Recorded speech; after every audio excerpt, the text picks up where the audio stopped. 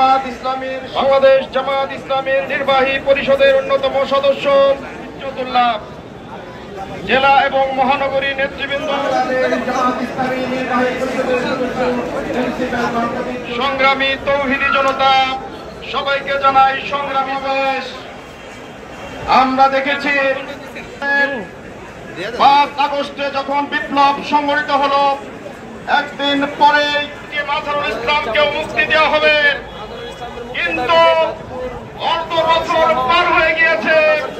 পালন করেছিল সেই সংগঠনের নাম বাংলাদেশ জামাত। তারপরে তার বাসা পুলিশে ঘেরাও করে রাখা হয়েছিল।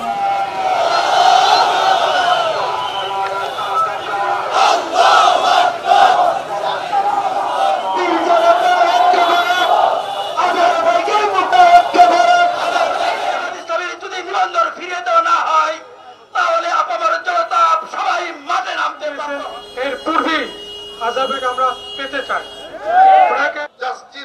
যারা রায় দেওয়া হয়েছে তাকে ফাঁসি। কোন অবস্থায় জামাত ইসলামী যদি বিমানবন্দর ফিরিয়ে দেওয়া না